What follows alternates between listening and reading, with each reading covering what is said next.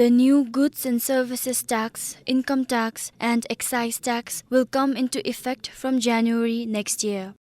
However, for now, only the goods and services tax and excise tax will be implemented through the Bhutan Integrated Taxation System, or BITS.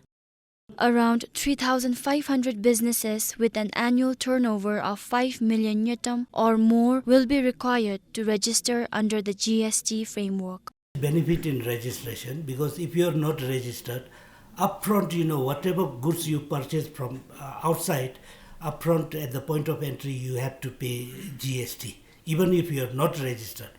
But when you sell, you cannot collect GST.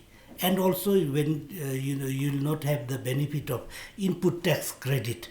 The updated excise tax will require brand registration of alcoholic beverages through ECMS and use BITS to file their returns and track their imports and sales. The department clarified that registering a brand does not give exclusive commercial rights. It is mainly to ensure accountability and transparency through proper regulation. Brand registration fee ni chawo poktyong domestic as well as imported also la. And we have not started the registration, but we already have a certain list of the product in la because brand registration it still exists and the fees on the imported per brand per dealer it's 100,000 1 lakh, and for the domestic product is 35,000. The excise tax applied to tobacco products, alcohol, carbonated drinks, supari, pan masala, and vehicles. Meanwhile, the Income Tax Act 2025 will be integrated into BITS starting from 2027. This year, individuals must continue to file their personal income tax returns through the 𝗵𝘂𝘁𝗶𝗴𝗍 system. From Income Year 2026, when individuals file the tax return, they will have to declare their business income together with the personal income law.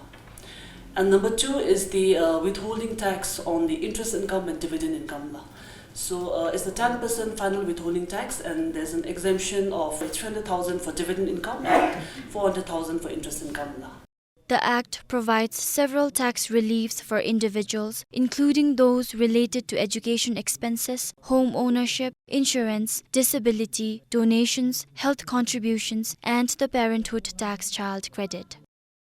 To prepare for the implementation of the new tax regimes, the department has trained its officials, end users, and business entities. It has also upgraded computer systems across regional offices and conducted network assessments to ensure smooth and efficient operations.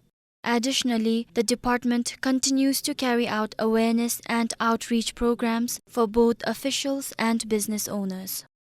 The new goods and services tax, income tax, and excise tax regimes were introduced to simplify and modernize Bhutan's tax system. Parliament endorsed the legislations during its last session.